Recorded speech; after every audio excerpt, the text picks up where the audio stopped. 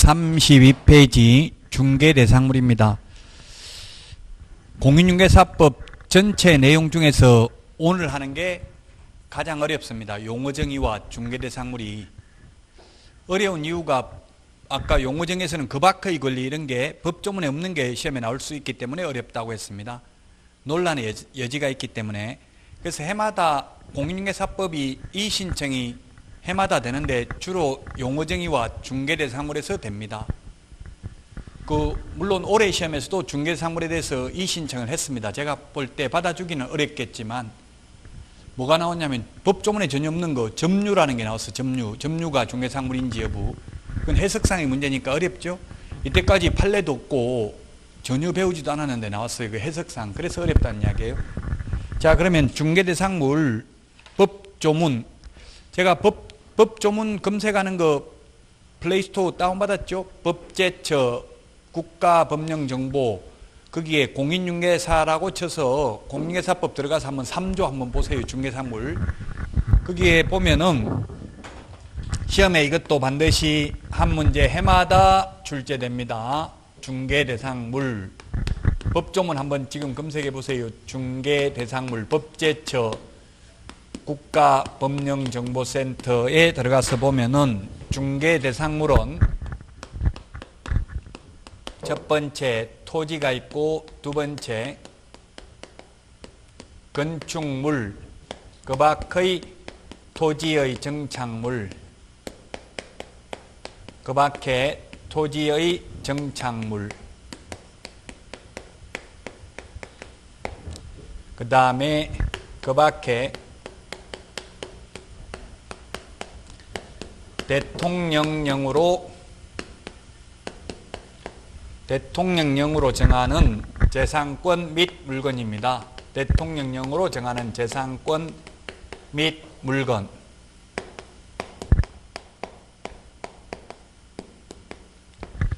법 3조에 이렇게 되어 있고요. 그 다음에 대통령령에 보면은 대통령령에는 그러면 대통령 명령의 줄임말이죠. 대통령령에는 임목에 관한 법률에 의한 임목, 그 다음에 공장재단 및 광업재단 저당법에 의한 공장재단, 그 다음에 광업재단이 있습니다. 이게 어려운 이유가 시험에 토지가 중개대상물인지 아닌지 시험에 나온 적이 한 번도 없습니다. 그냥 토지가. 근데 그렇다고 해서 그럼 모든 토지가 다 중개상물 되냐 하면 그건 또 아닙니다. 그래서 어려운 거예요. 이게 해석상 문제니까. 제가 법제처 국가법령정보센터 어플 한번 보라고 했는데요. 그냥 토지라고만 돼 있어요. 더 이상 설명이 없어요. 대통령령에도 더 이상 설명이 없어요. 시행규칙에도 더 이상 설명이 없어요. 해석상의 문제입니다. 중개라는 거는 소개하는 건데 알선하는 건데 만약에 국가 소유, 지자체 소유 토지는 소개할 수 없죠. 팔아먹을 수가 없잖아요. 그래서 중개사물이 될 수 없어요. 해석상. 근데 법조문에는 그런 해설이 없다고요. 그러므로 어렵다고요. 자, 그래서 토지라고 해서 모든 토지가 중개대상물이 되는 게 아니라 사고 팔 수 있어야 됩니다. 개인이. 그래서 국가, 지자체 소유 토지는 중개상물이 될 수 없습니다. 이 종합청사 그 토지 중개상물 돼요? 안 돼요? 안 돼요. 토지라도 팔아먹을 수 없으니까. 바다 개인가 아니잖아요. 바닷물 다 퍼내면 토지라도 공도 토지 중개상물 아닙니다. 그래서 이제 어려운데 이때까지 시험에 나왔던 걸 보면 무주부동산 시험 지문에 이렇게 무주부동산 이렇게 시험에 출제됐습니다. 무주부동산. 그래서 이게 중개상물이 아니다고 나왔어요. 그러니까 이의신청을 보니까 무주구촌동에 있는 토지는 중개상물 아니냐 이렇게 이의신청을 했더라고요. 한자를 적었어야 되는데 한자도 없이 그냥 이렇게 나왔어요. 한자를 적으면은 무주, 주인 없는 부동산 이 뜻이에요. 무주부동산. 주인 없는 부동산은 국가 소유잖아요. 민법에 의하면. 그래서 주인 없는 토지는 중개상물 될 수 없어요. 국가 소유입니다. 이거 중개상물이 아니란 이야기예요. 무주부동산. 그 다음에 또 시험에 출제됐던 게 미채굴 광물. 광업법 제2조에 의하면 강물 채굴권은 국가에 기속되어 있습니다. 국가만이 광물을 채굴할 수 있습니다. 그래서 우리 석탄이 매장되어 있거나 석유가 매장되어 있거나 내 땅에, 그래도 그건 개인 게 아닙니다. 국가가 광물 채굴권이 있어요. 그래서 중개사물이 아니다. 기출문제 나왔던 것만 지금 말씀드리는 거예요.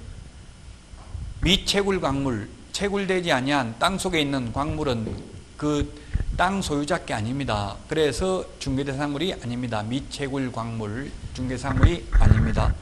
그 다음에 또 시험에 출제됐던 게 포락지가 시험에 출제됐습니다.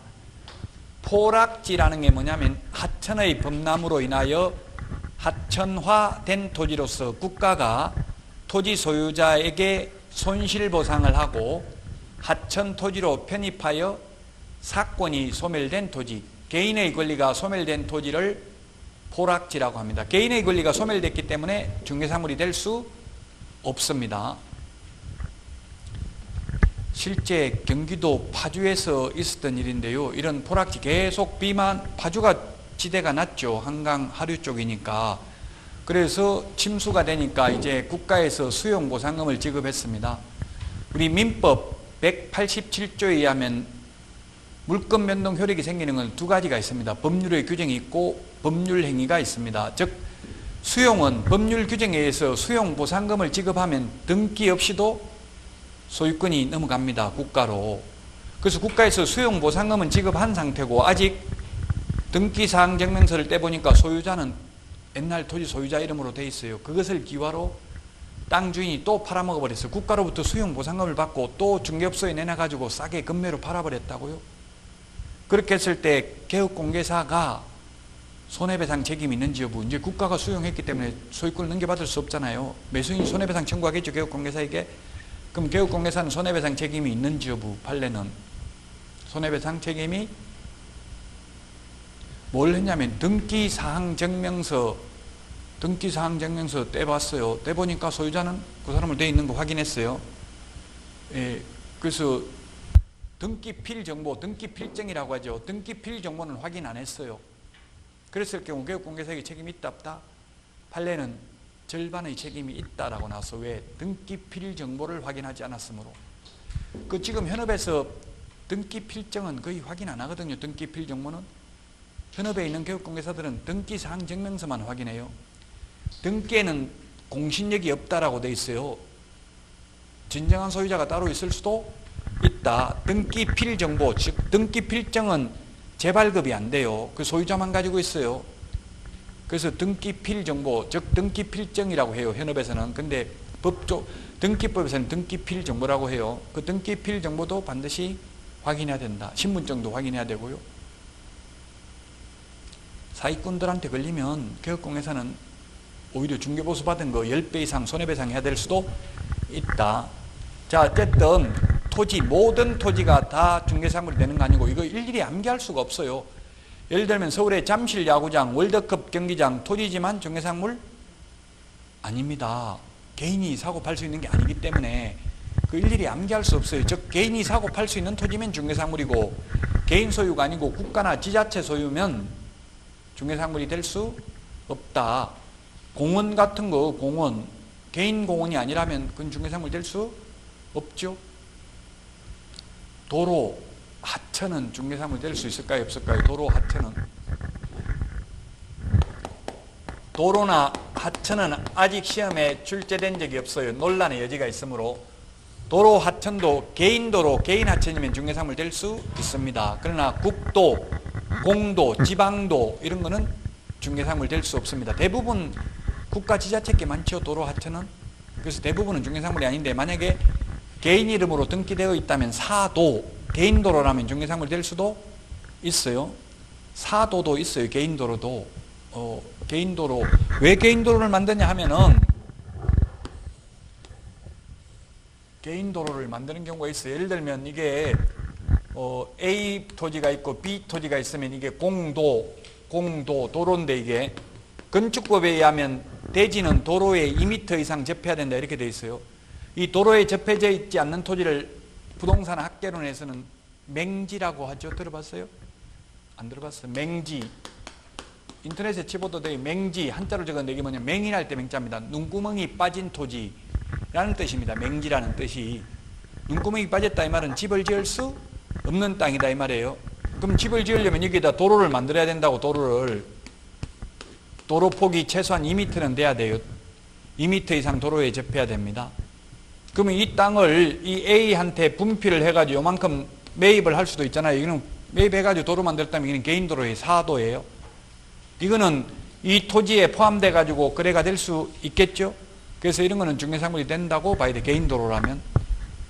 그 외에 공도, 지방도, 국도 이런 것은 중개사물이 될 수 없습니다. 이게 그래서 어려워요. 이게 해석상 문제니까 도로라는 거.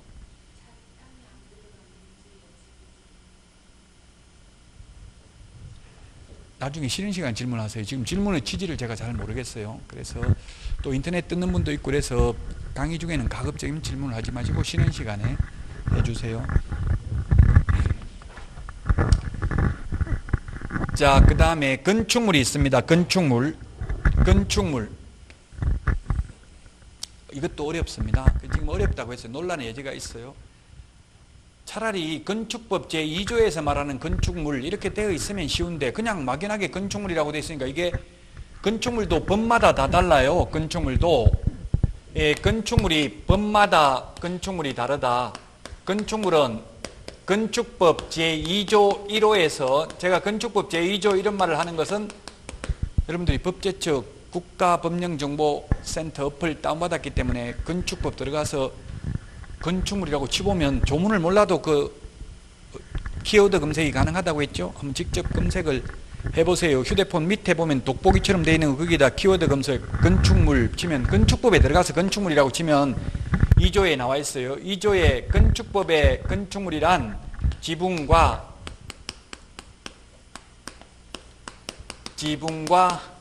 벽 또는 기둥이 있는 것을 건축물이라고 합니다.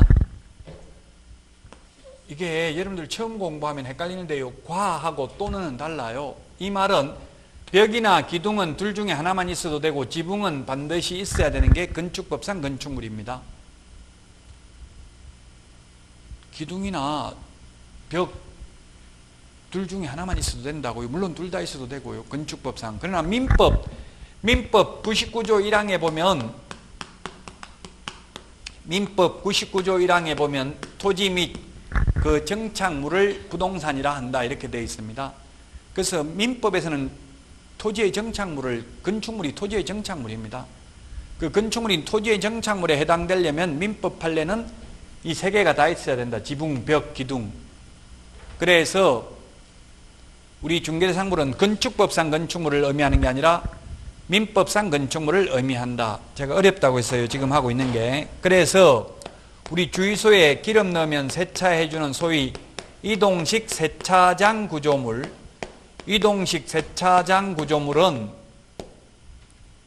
기계가 움직이면서 세차하는 거 있잖아요. 그거는 지붕이 있습니다. 지붕도 있고 기둥도 있습니다. 그러나 판례가 주벽이라고 할 만한 것도 없고 볼트 조립 방식으로 되어 있어 쉽게 분리 철거가 가능하므로 이를 민법상 건축물이라고 볼 수는 없다. 그러므로 중개사물이 아니다. 따라서 무자격자가 무등록업자가 이 이동식 세차장 구조물을 3건 중개하고 한 건당 500만 원씩 해가지고 1,500만 원을 받았어요. 근데 옆에 중개업소에서 무등록 중개업자 고발했다고요. 저 처벌해달라고. 자격증도 안 따고 지금 건축물 3건이나 중개하고 1,500 받았다고. 대법원 판례는 처벌받는다 안 받는다? 안 받는다. 왜? 이게 건축물, 중개사물이 건축물인데 이거는 이동식 세차장 구조물은 건축법상 건축물이지만 민법상 건축물은 아니므로 중개사물이 아니다. 중개사물이 아닌 걸 중개하는 건 아무나 해도 된다 했죠. 아무나 중개하고 돈 받아도 상관이 없다. 그래서 무등록 중개업자로 처벌 대상이 되지 않는다. 따라서 현업에서는 자격증을 취득하지 않고도 중개업을 하는 분들이 사실 많아요. 소위 컨설팅 업자 이런 분들도 중개업을 하고 있어요. 현실적으로는. 그러나 거의 처벌되기가 어렵다는 이야기입니다. 이것저것 예외가 다 있고 빠져나갈 구멍이 다 있다는 이야기입니다. 현실적으로는. 자, 어쨌든 그래서 주유소에 기름 넣어주면 세차해주는 기계 이런 걸 중개하는 건 아무나 하고 돈 받아도 상관이 없다. 왜? 건축법상 건축물이지만 민법상 건축물이 아니어서 중개대상물이 아니다. 자, 그 다음에 또 어려워요. 이게 그박허위, 이게 어려워요. 그박허위, 기타 등등인데 그박허위가 뭐가 있는지 이게 어려운데 국토부 유권에서 그박허위 토지의 정착물에는 어떤 것이 있는지 알려주십시오 하니까 그박허위 토지의 정착물은 결론은 명인망법을 갖춘 수목의 집단 하나밖에 없습니다. 명인망법을 갖춘 수목의 집단 하나밖에 없다. 중개상물에 해당되는 것은 명인망법이라는 것은 명백하게 인식할 수 있도록 관습법상 공시방법을 갖추는 것을 말합니다. 공시법 할 때 공시라는 게 무슨 뜻이라고 했어요? 공적인 장부에 공개 표시하는 것을 공시라고 했는데 공적인 장부에 공개 표시하는 게 아니라 관습법상 공시방법이라고 명인방법이라는 것은 즉 나무 껍질을 벗기고 붓으로 이름을 적어둔다든지 담장을 쌓아둔다든지 울타리를 만들어둔다든지 하면 관습법상 공시방법을 갖추는 겁니다. 현실하고는 안 맞아요. 현실적으로 나무를 중개하고 중개보수 받았다는 사람 들어본 적이 없죠. 그래서 제가 이거 뭐 여러 군데 문의해도 한 번도 해봤다는 사람이 없더라고요. 어쨌든 시험에 이때까지 2번 출제됐습니다. 명인망법을 갖춘 수목의 집단은 결론은 중개상물입니다. 명인망법을 갖춘 수목의 집단 이거 하나만 중개대상물입니다. 결론은 그냥 결론만 기억하는 수밖에 없어요. 이거 빼고 나머지는 다 중개상물이 아닙니다. 즉 명인망법을 갖췄다 하더라도 농작물은 중개상물이 아닙니다. 제가 볼 때는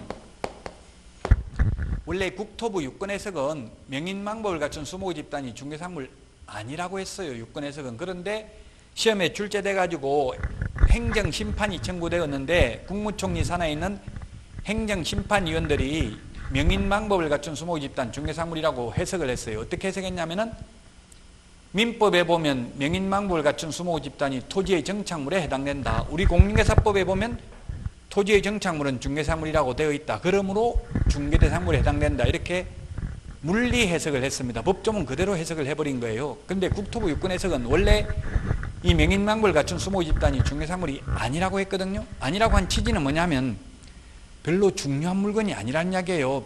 자동차, 선박 이런 게 중개상물이 아닌 이유는 누구든지 자동차 좋은 건지 안 좋은 건지 보면 알잖아요. 우리 자격증을 따가지고 눈에 보이지 않는 것 권리 분석을 해야 되고 용도, 지역, 지구, 구역을 확인해야 되고 이런 게 아니라는 이야기예요. 토지는 눈에 보이는 것만 보고 이 토지가 가치가 있는 토지다, 비싼 토지다, 아니다 알 수 있어요, 없어요?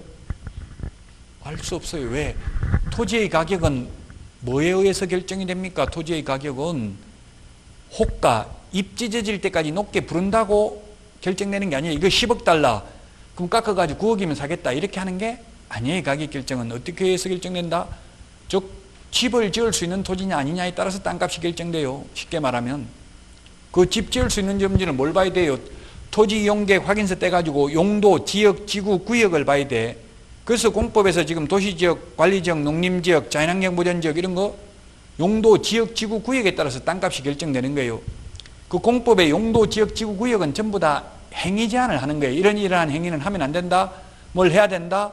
용적률, 건폐율 얼마다 이게 땅값을 결정하는 요인이 되는 겁니다. 그린벨트 개발 제한구역으로 지정되면 개발을 못하니까 땅값이 떨어지겠죠. 그린벨트 풀어버리면 땅값이 올라갑니다.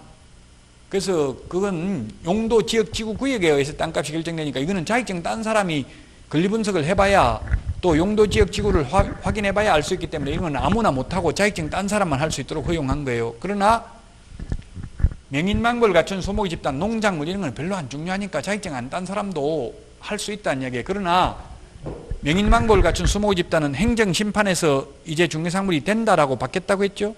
그 결론을 그래서 이거는 해당되고 농작물은 지금도 밭대기로 무배추 거래하는 거, 밭대기로 거래하는 거 중개상물이 아니니까 자격증 따지 않고 중도매인들이 할 수 있어요.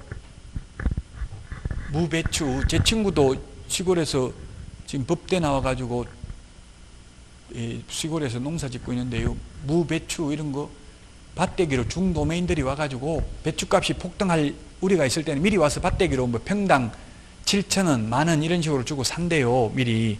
그러면 뭐 예를 들면 평당 7,000원이면 70만 원, 이렇게 100평이면 70만 원이잖아요. 예를 들면 그러면 7만 원만 계약금 10% 주고 간대요.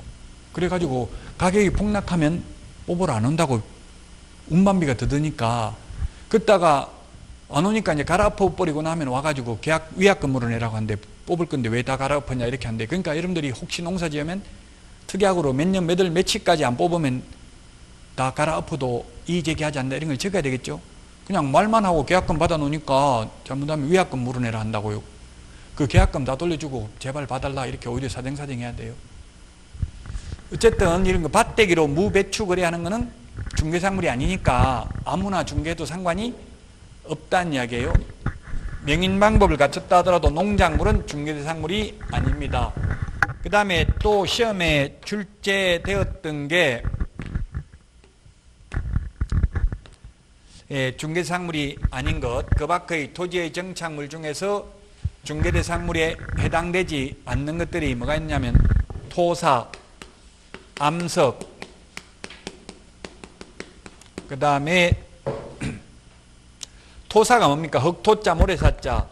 이 모래 이런 거는 토지의 일부분이지, 우리 4대강 사업을 해가지고 모래 나와 있는 거 그거 팔아먹는 거 중개하는 건 아무나 해도 상관없다고요. 자격증 없어도. 그 다음에 암석, 바위암자, 돌석자, 화강암, 채석 허가 받아서 캐가지고 팔아먹는 거 중개하는 거는 중개상물이 아니니까 아무나 해도 상관이 없다. 그래서 토사, 암석 이런 것들, 뭐 지하수 이런 거 중개상물이 다 아닙니다. 올해 시험에 이게 점유가 중개상물이 아니라고 출제됐어요. 점유가 중개상물이 아니라고 돼 있어요. 이런 거는 법조문에도 없고 점유가 중개상물인지 아닌지 이때까지 시험에 나온 적도 없었거든요. 점유라는 게 뭐냐면 가지고 있는 게 점유예요.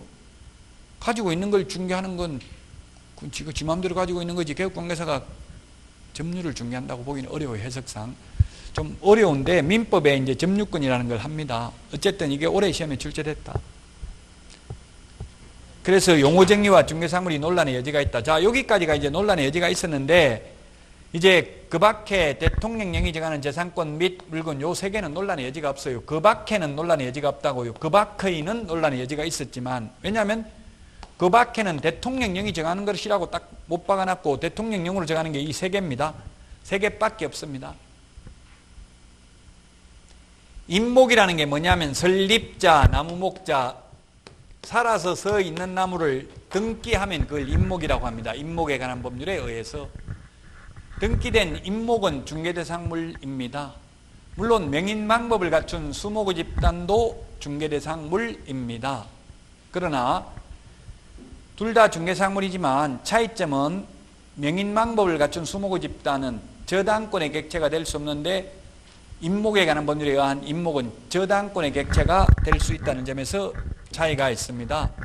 이 세 개는 소유권과 저당권의 객체가 됩니다.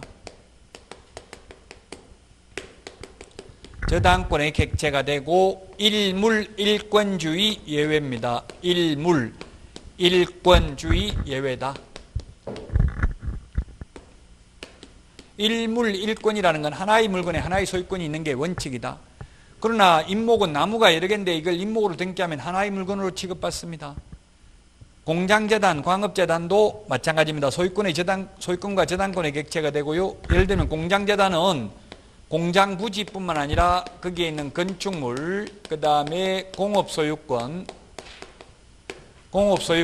생산, 설비 등등 재산적 가치가 있는 것들을 묶어서 이것을 재단 목록을 작성하고 이 재단 목록 안에 들어있는 것을 공장재단으로 등기를 하면 이 전체가 하나의 물건으로 취급받기 때문에 공장재단에서 공업소유권만, 토지만, 건물만 떼어내서 팔아먹을 수도 없고 중개대상물이 될 수도 없습니다.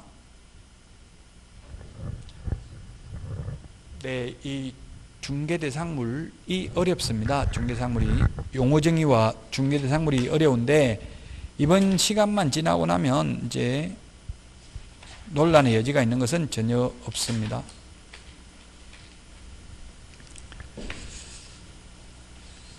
41페이지 41페이지 중개대상물이 될 수 없는 것, 국공유재산, 개인께 아닌 건 안 된다 했죠. 국공유재산, 양가로 입은 무주물인 토지, 주인 없는 토지, 개인께 아니니까 중개상물 될 수 없다고 해서 양가로 3번 미채굴 광물 안 된다고 했죠. 개인께 아니니까 광업법에 의하면 광물 채굴권은 국가에 기속되어 있다. 그 다음에 바다, 빈지라는 게 뭐냐면 빈지, 학개론에서 말하는 빈지는 간조수위와 만조수위 사이에 물 들어왔다 빠졌다 할 때 그 땅 생기는 땅 그런 거는 소유권의 효력이 미치지 않아요. 그래서 중개상물이 될 수 없다. 그 다음에 공원, 하천부지, 하천은 논란의 여지가 있다고 했죠. 개인 하천은 될 수 있다고 했죠. 그래서 하천 이런 건 시험에 나온 적은 없습니다.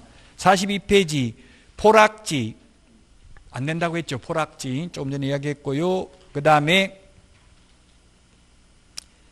양가로 6번 뭐 강업권, 어업권, 특허권 이런 거 중개상물 될 수 없고요. 그 다음에 양가로 7번 자동차, 선박, 항공기 이런 거는 자동차, 선박, 항공기는 어제부동, 이게 어제부동산인데 이 세 개가 어제부동산인데 어제부동산, 준부동산 이 말은 부동산은 아닌데 부동산처럼 취급한다는 이야기죠. 즉 동산은 움직이는 거고 부동산은 움직이지 않는 것이죠. 선박, 항공기 이런 건 움직입니다. 원칙은 동산인데요. 다만 부동산처럼 공시방법을 갖추고 있다. 즉 등기 등록을 한다. 자동차는 움직이지만 동산이지만 자동차 등록이 되어 있기 때문에 자동차 번호만 알면 누구 건지 소유자를 다 알 수 있죠. 그래서 부동산처럼 취급한다고 해서 어제부동산, 준부동산이라고 합니다. 학개론에서.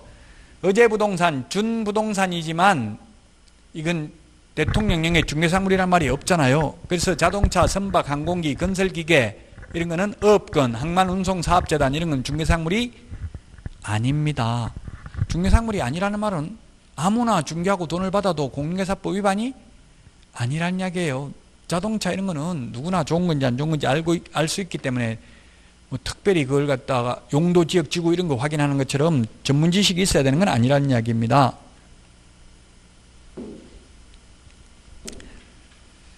자, 그래서 그 43페이지에 보면 43페이지 핵심 체크 1번에 보니까 민법상, 건축법상 건축물이 아니라 민법상 건축물이 중개상물이라 했죠. 그래서 이동식 세차장 구조물은 중개상물이 아니라고 했어요. 건축법상 건축물이지만 민법상 건축물이 아니어서. 2번 권리금 중개상물 아니라고 했잖아요. 그 권리금 아무나 알선하고 많이 받아도 상관없다. 그 다음에 3번 광업권, 광업권, 공업소유권 이런 것만 떼어내가지고 중개상물 되지 않는다. 광업재단, 공양재단 전체가 하나로서 중개대상물에 해당이 된다. 자, 그래서 중개대상물 중요한 내용은 다 했습니다. 중개대상물 중요한 내용은 다 했는데 그 10번, 11번, 10번, 11번, 10번 한번 보겠습니다. 오늘 내드린 문제 10번, 11번.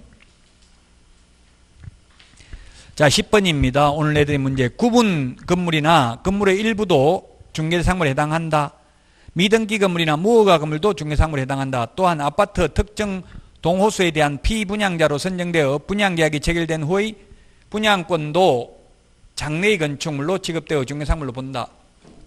맞습니다. 이게 판례인데 건축물은 현존하는 건축물뿐만 아니라 장래의 건축물, 동호수가 특정된 아파트 분양권도 중개대상물입니다. 전매가 가능한 분양권은 중개대상물이기 때문에 개업공개사만이 중개를 업으로 할 수 있습니다. 물론 지금 투기과일지구 이런 데는 입주할 때까지 전매가 제한되죠. 그러면 중개상물이 아니겠지만 탑법에서 의해서 제한하지 않는 한 전매가 가능하다면, 전매라는 게 뭐예요? 샀다가 대파는 걸 전매라고 합니다. 전대는 세입자가 다시 세를 놓는 것을 전대라고 하고요. 전매는 매수인이 다시 파는 걸 전매라고 합니다. 분양권 중개대상물입니다. 그래서 이 건축물은 현존하는 건축물뿐만 아니라 미래의 건축물도 중개상물에 해당이 된다. 그 다음에 미등기 무허가 건물도 중개상물에 해당됩니다. 미등기 무가라고 말만 하면 돼. 속이지만 않았다면 중개상물 돼요. 위법 건축물, 불법 건축물도 중개상물 된다고요. 이행강제금 부과대상인 거, 뭐 옥탑방을 불법으로 정축해 놓은 거 이거 절대 못 팔아먹는 건 아니죠. 이행강제금만 내면 불법 무허가 건축물, 미등기 건물도 중개상물 됩니다.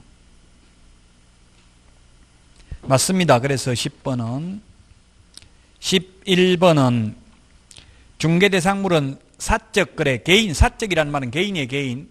사적 거래 가능성이 있어야 하고 중개행위의 개입 가능성이 있어야 한다. 따라서 개발 제한구역 내의 토지나 가압류된 건물은 거래 가능성이 없으므로 중개상물이 될 수 없다 했는데 될 수 있어요. 개발 제한구역이면 개발만 못하는 거지 못 팔아먹는 건 아니에요.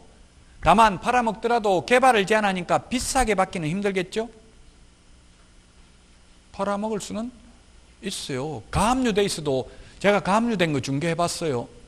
가압류돼 있는 거. 가압류돼 있는 거 중개 어떻게 하냐면은 가압류가 돼 있으면 가압류 금액이 있어요. 그러면 그 가압류권자한테 전화해가지고 얼마 받을 거 있냐, 얼마 받으면 가압류 풀어주냐 물어보고 그 돈 주면 풀어주겠다 하면 그럼 팔 사람한테 이거 맞냐? 이 사람이 이만큼 주면 가압류 풀어주겠다고 하는데 맞냐면 맞다고 하면 그러면 계약하고 계약서에 단 중도금 지급까지 가압류 말소 서류를 받지 못하는 경우, 가압류 말소 못 시키는 경우는 계약은 무효로 하기로 한다. 계약금 받은 거 다 돌려주기로 한다. 이렇게 하고 중도금 치는 날 가압류권자한테 가압류 말소 서류 가지고 오면 주겠다. 가압류 금액 주겠다. 이렇게 해가지고 말소 서류 받고 돈 주고 계약 진행해 봤어요. 가급적 중도금 지급할 때 할 때 잔금 지급할 때 하지 말고. 왜냐하면 중도금을 지급하고 나면 원칙적으로 계약을 깰 수가 없거든요. 예, 그래서 가능합니다. 가압류되어 있는 것도 가능할 수 있어요. 가압류, 가등기, 가처분 되어 있는 거 다 거래는 가능해요. 근데 가압류는 거래하기가 현실적으로 쉽지만 가처분, 처분금지, 가처분 되어 있는 거 이런 건 좀 하기가 어렵죠. 현실적으로. 어렵긴 하지만 이론적으로는 가능해. 팔 수는 있어요. 할 사람 있으면, 위험을 무릅쓰고 할 사람 있으면 할 수는 있어요. 예, 그래서 사법상 제한, 공법상 제한이 되어 있다 하더라도 다 거래는 가능하다고. 즉 개발제한구역이든 자연환경보전지역이든 문화재보호구역이든 다 거래는 가능해요. 그 대신에 가격은 비싸게 못 받겠죠. 공법상 제한이 있으니까. 그럼 사법상 제한, 전세권, 저당권, 건저당, 압류, 가압류 이런 거 되어 있어도 거래는 가능하다고요. 현실적으로 거래 잘 안 되긴 하죠. 근데 가압류 같은 거는 크게 위험하지 않아요. 저당권과 마찬가지이기 때문에 가압류는 안 되면 가압류는 해방 공탁을 하면 돼요. 그만큼 가압류 금액만큼 공탁해버리고 말소하면 된다고요. 그래서 가압류는 크게 위험하지 않아요. 어쨌든 가압류든 가처분이든 즉 사법상 제한이든 공법상 제한이 있어도 거래는 가능하기 때문에 중개대상물에 해당된다는 이야기입니다.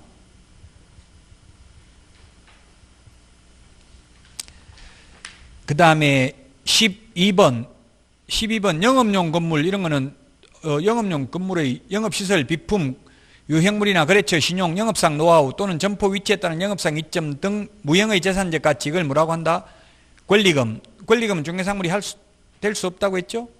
그러므로 유무형의 재산적 가치의 양도에 대하여 이른바 권리금 등을 수수하도록 중개한 것은 중개행위에 해당하지 아니하고 따라서 같은 법이 규정하고 있는 중개보수 한도액 역시 이러한 거래 대상의 중개행위는 적용하지 아니한다. 맞다고 했죠?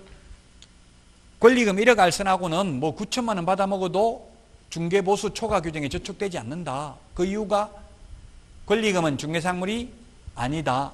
중개상물이 아닌 걸 알선해도 중개가 아니다. 중개 아닌 걸 하고 받는 돈은 중개보수도 아니기 때문에 그렇습니다. 문제 내드리는 거 뒤에 답 다 있죠. 답은. 그래서 답은 있으니까 참고로 몰라도 됩니다. 이건. 예, 그래서 몰라도 되니까 너무 스트레스는 받지 마시라고요. 자, 이 중개대상물까지 했고요. 시험에는 중개대상물에서 한 문제, 용어정의에서 한 문제 출제됩니다. 이제 쉬었다가 47번 페이지, 47페이지 공인중개사 제도부터 하도록 하겠습니다. 에어컨 켜신 거예요? 아니면 히터 켰던 거예요? 좀 전에. 지금 밖에는 엄청나게 추운데 여기는 덥더라. 그래서 좋은 거 같아요. 옷도 그래서 여기 올 때는 일부러 좀 두껍게 꾸면 안 되겠더라고요.